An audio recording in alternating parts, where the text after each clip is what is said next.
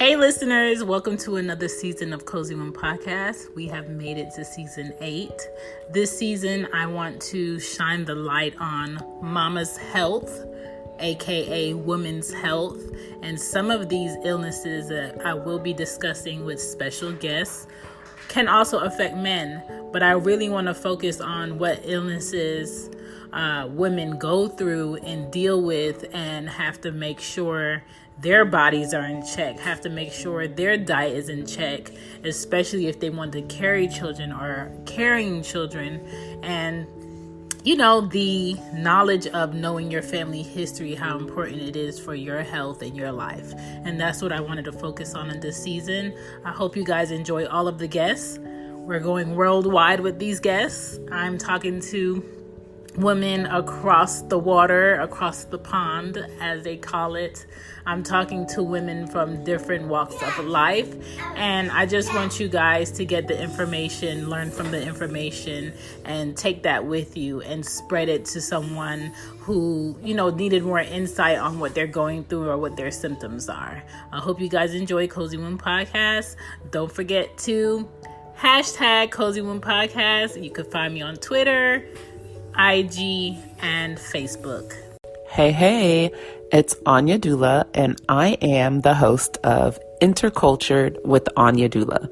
Intercultured with Anya Dula is a podcast that focuses on motherhood, culture, birth work, and travel. And it's just a place for women to come together to discuss our philosophies on motherhood, to discuss our work and birth work, if that's what we do, but mainly to bring women of all different cultures together so that we can talk about how we mother, how we hashtag do motherhood, so that we can learn from one another and learn to love each other. That's really what it's all about. I hope you'll join us. Intercultured with Anya Dula podcast is available on all the major podcast stations. I hope you'll join us. Can't wait to connect.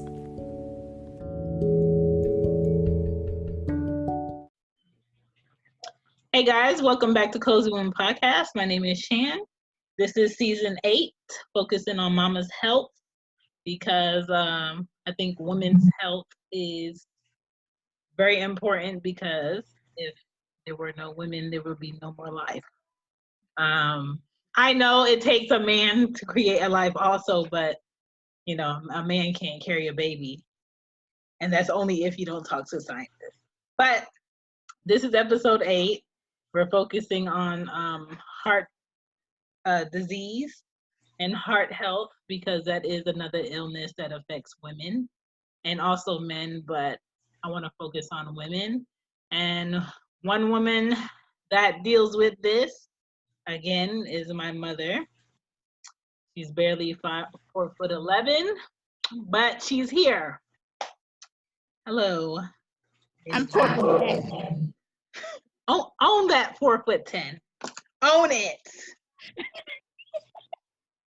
So, what can you tell us about heart disease? Okay, heart disease. That's something that I've dealt with for a very long time. Like since when? Oh, wow. I've suffered from heart disease since I was, I think, I had heart palpitation and chest pain, suffered from chest pain, and had to be on medicine for chest pains. I have mitral valve prolapse, where one of my valves doesn't close entirely, so it leaks.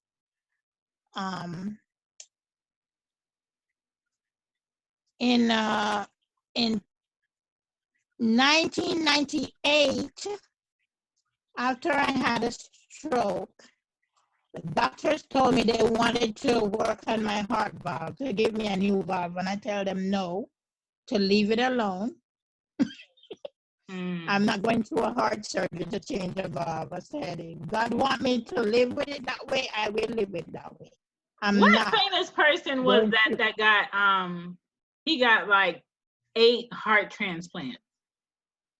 Who is that? It was some billionaire that lived in New York that got eight heart transplants. I'm just like, you know how much money you would have to get that? I think Regis Philbin that just died, he had 3 different heart surgeries. I think I know about 3.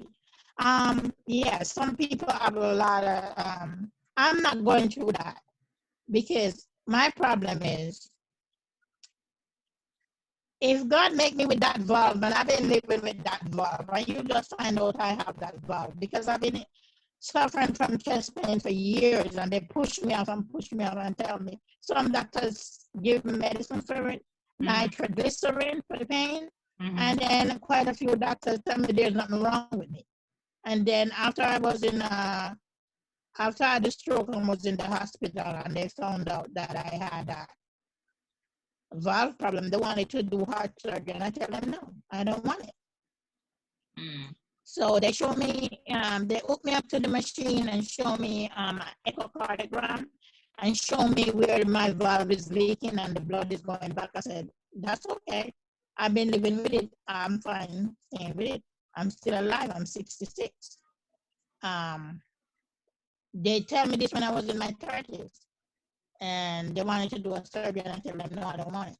What were they checking when you had to have that machine hooked up to you when you were asleep at the house? The machine that hooked up, that was my sleep. I had sleep apnea. Oh, and then they had put me on a heart monitor to see how my heart was working. I was on a heart monitor once at home, an overnight monitor, 24 hours monitor, once, to see, because I was getting chest pain and arrhythmias where my heart just speed up for no apparent reason and then slow down, and speed up and slow down. And when it do that, I get pains. And is that something is that something that happens with kids that play sports and then they just fall and die? Where some kids just pass or die. I mean, they didn't know they have a heart problem. Yeah, that's called arrhythmias. Yeah, when your heart just speed up. And sometimes if your heart is beating too fast, you're not getting enough blood and oxygen to your brain, and that can kill somebody. I've lived with it for so long that I know what to do when that's happening. You slow down, you breathe, you take deep, slow breaths, and call it a day and move on. But how were you with that when you didn't know what it was?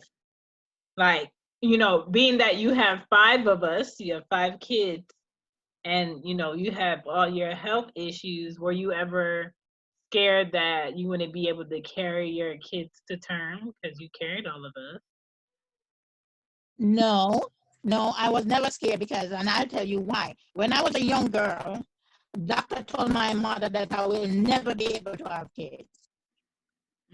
And I was stressed and I was distressed over it because I always wanted to be a mother. And I wanted 12 kids.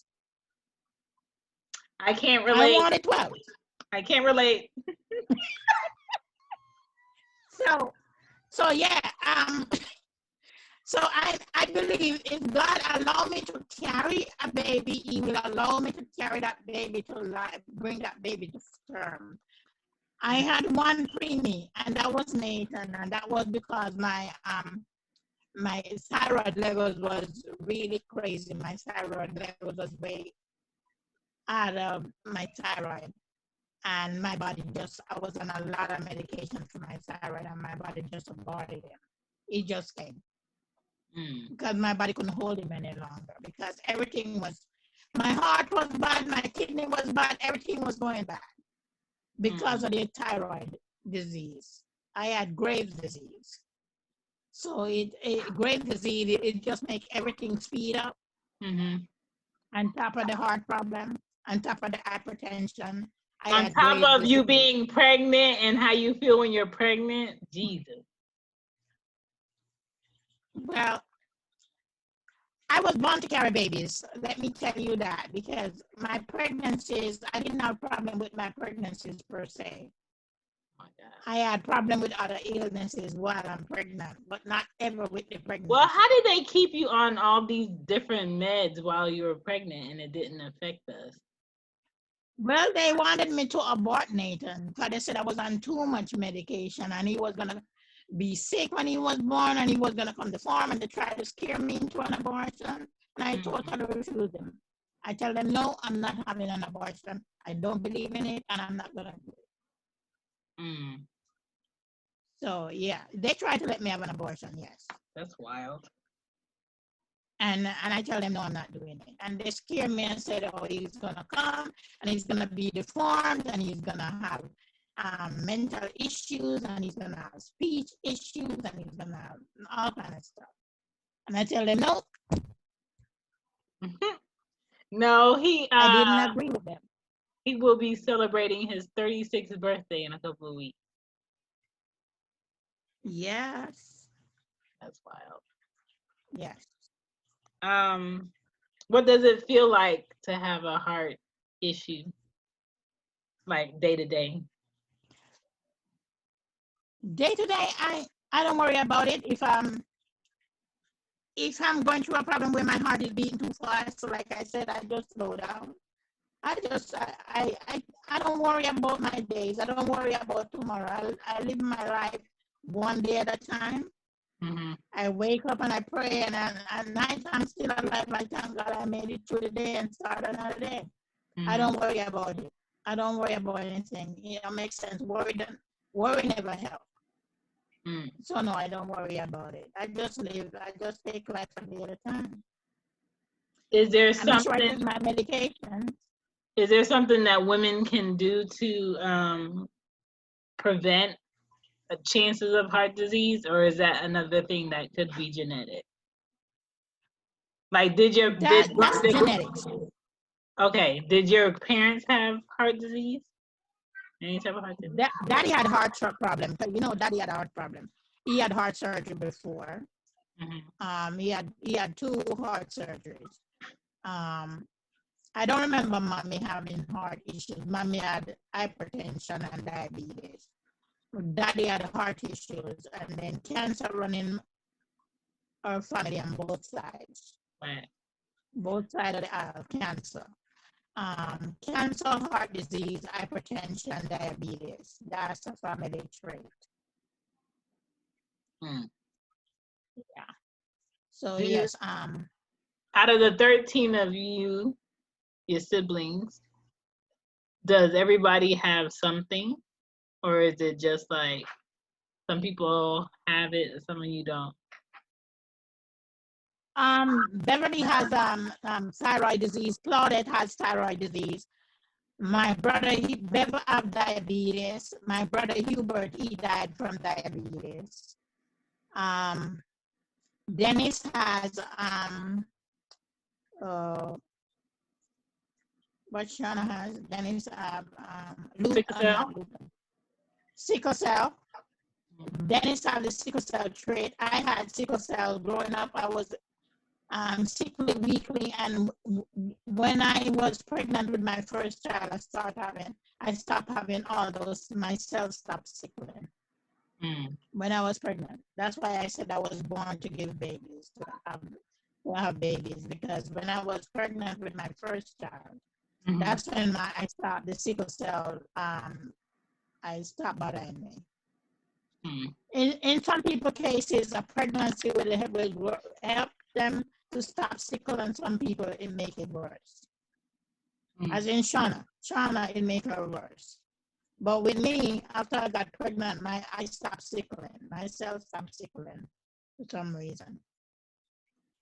Yeah, and the sickle cell run on my mother's side. Okay. So, yeah. That girl in there trying to set up her whole body after I just soaked her up. What are some things you can eat that may help someone with like heart issues? Well, same thing. You eat natural food. Try and eat healthy. Eat a healthy diet. Not too much heavy meats and stuff. Mm-hmm. Um, Eat heart healthy foods. Olive oil. Less cholesterol in your food. Diet and Yeah. stuff like that, because you can have a buildup of cholesterol in your arteries, and that can cause a heart attack. Yeah. Because I had a heart attack in 2005. I had to have angioplasty, where they put a tube in my arteries and clear it. Mm. Yeah. So yeah, that's part of the heart disease. Some people just have calcium built up in their arteries. Mm. So you have to be careful of certain things that have too much calcium. Mm-hmm. Some people, if you build up too much calcium, and that's another test that people can get from a doctor, from a blood test, to see how much calcium you have in the system. A blood test can show all of that too. So it's important for people to go for a checkup, to go for regular checkups and get blood work done Yeah. to see what's there. Because if you don't get the blood work done, you're not gonna know if you have calcium buildup. You're not Mm-hmm. gonna know if you have, diabetes and stuff like that. So it's important for a yearly checkup. It's very important. Mm. Are there any things or any like body changes that women can look for or keep in like a question on, like, is this like, what are like some signs that you could possibly be having a heart issue? That you have heart disease, swollen joints, Mm-hmm. swollen joints, built up a fluid in your joints and stuff. That's a sign of a heart problem. Mm. That's a sign if you have, especially in your ankles and your legs, if you have swollen water retention Yeah. built up in your joints and stuff. That's a sure sign that you have heart problem. And people need to know their bodies, know how your body works. Mm-hmm. So pay attention to your system, pay attention to your body, and so you can know when something is wrong, when something changed. You know, a lot of people don't pay attention to how their system works, how their body works. Mm-hmm.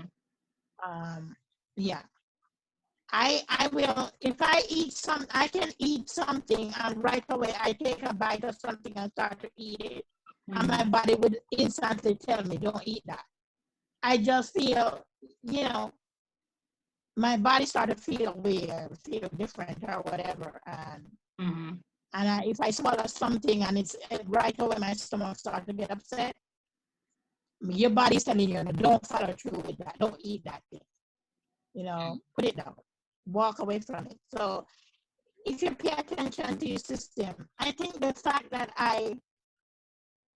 I love medicine, and I studied nursing when I was younger, and I wanted to be a doctor, and I did a lot of medical reading and medical studies when I was a young girl.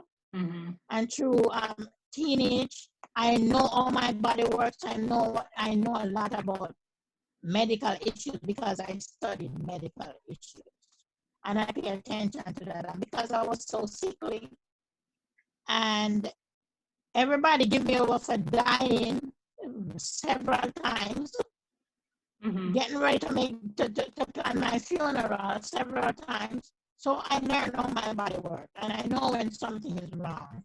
So I pay attention to that because I was always sickly. So I pay attention to, how my body's working and what's going on with myself. So, yeah. Mm. So I think that's why I'm still alive today. I pay attention. I And think I a know when lot of something people don't want to. It's like this ignorance of, I don't want to know because I know the doctor's gonna give me bad news. It's kind of like, I would want to know to get ahead of it, not be imprisoned by it.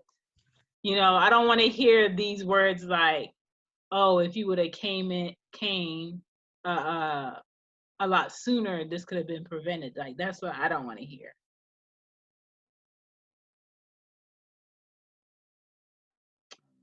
so it killed it. Okay. So what I was saying Yes, was, I was saying. so some people are in this like ignorance of I don't want to know, and it's kind of like you want to get ahead of it. You want to figure out. Yeah, like it's best to know and figure out how to deal with it. Right. Yeah. I think more so men are like that over women, and they have like these quote unquote great jobs that might offer insurance, and they don't use it. They don't go for their physical, they don't go for their vision, they rarely go for their I dental. talk to my sons about that all the time because they don't like going to the doctor. Right. But it's important. Especially like Richie, like he does man labor, and I don't know if Nathan goes, but it's kind of like, my thing is like, if you have kids, go. If you don't have kids, I feel like you have more room to be selfish about what you want and what you don't want. But okay, are you done? Yay! So me coming out here stripping. Do you dry off yourself? Okay. All right. So get some underwear and a shirt. All right. So that's the heart disease. Anything else we should know about heart disease? Yeah. Just that you have to just keep on top of it and make sure, a lot of people don't know when they're having a heart attack. When somebody having a heart attack, it can be as mild as an upset stomach. You can feel nauseous, and that can be the only symptom. Some people have back pain, shoulder pain. That can be a heart attack. Numbness in the jaw. That can be an onset of heart attack. So there's a lot of different symptoms that people don't pay attention to that could be the beginning of a heart attack. Yeah. A lot of times people say, oh, they have a heart attack. They feel like an elephant sitting on their chest. Sometimes it's not that hard. I had that. When I had my heart attack, I knew I wasn't feeling good. And I refused to go to the emergency room. I said, oh, I have a doctor's appointment Monday morning. So I waited until Monday morning to go to the doctor. I knew I wasn't feeling well, and I knew it was my heart. But I didn't want to go to the emergency room because I had a doctor's appointment Monday morning. Yeah. Well, I started having that heart attack while I was in the doctor's office Monday morning, and she called the ambulance and rushed me to the hospital. Oh, man. So it started happening in her office. The nurse couldn't get my blood pressure, and the monitor, the automatic wouldn't take it, and the doctor told her to use the regular one, and she said, I don't know how to use that. So the doctor came and was doing it. The nurse could not use the manual. And that's where technology cripples people in the medical field. They get so used to these advanced machines. And she couldn't use the manual. Oh, no. And I was shocked. So the doctor had to come do it. And she said, oh my God, call 911. She's having a heart attack. And they rushed me to the hospital. But I could have gone to the hospital that Sunday. Because I know I wasn't feeling good, and I knew it was my heart. But I said, oh, the doctor will, take care of it when I go in the hospital. Go to the CR Monday morning. So I waited. So I'm telling people, don't wait. I wouldn't do that again. What were you thinking while you were having a heart attack? Huh? What were you thinking while you were having a heart attack? I wasn't thinking anything. I was just, having pressure in my chest, and Isn't it strange how, like, when things are happening to your body, it's kind of like your senses go into overdrive and you start paying attention to things you had never paid attention to? Yeah. It's just like, why am I focusing on this, or why am I being super quiet while I listen? What's the problem, Arya? because you still wet when you're trying to put on panties. You need a shirt. Ari's thighs are so thick that her panties are struggling to go up. Oh God. It's hereditary. But you know, when I went in a coma, you and Nathan was home with me. Mm-hmm. It was on Saturday morning. I wasn't feeling good all week, and I felt my body getting weak, and I didn't know what was going on. I was just feeling weak. Like you need to eat weak, or like you're just tired? Tired weak, and I have to want to drug myself. I remember I'm lying down in the bed, and you and Nathan was at the side of the bed. I'm saying, Mommy, get up, Mommy, get up. And it's like I was hovering over the bed. Yeah. I was like in the ceiling and watching you and Nathan hitting me and telling me to wake up. But I wasn't in there. And I willed myself to get, I couldn't, because I remember all weekend I was feeling weak. I was feeling weak all weekend, and I just started to get tired and more tired. And it's like I couldn't lift myself up to get out of bed. And it's like I was my spirit or whatever was in the ceiling, and you and Nathan was dragging and pulling on me. I was lying in the bed and it was pulling on me. I said, Mommy, get up, Mommy, get up. And like, and you came and you pushed Nathan out the way, and you came on and you slapped me really hard, and I'm watching all of this. Oh, I said, yeah, you said, Mommy, we need breakfast, get up. Hence why Arya does that to me. Arya will peel my eyelids back. Oh my God. And I remember, because it's like I was hovering over the bed. I was in the ceiling and watching all of this going on. Mm-hmm. It's like I was out of my body, and I'm watching my body on the bed move. And after a while, I start to say, but my kids need me. My kids need me. I start saying that to myself. And then I end up getting off the bed, and I tried to stand up, and I couldn't stand up, and I crawled to the stairway, and I hold on to the stairway and start to go down the step. I don't know why you even tried to attempt steps if you can't stand up. Then I had to go downstairs. That's where the kitchen was. But you can't stand up. You can't do nothing for us in the kitchen. You can't stand up. So I was going down the step on my bottom, and then I tell Nathan, bring me the phone and call Auntie Joan.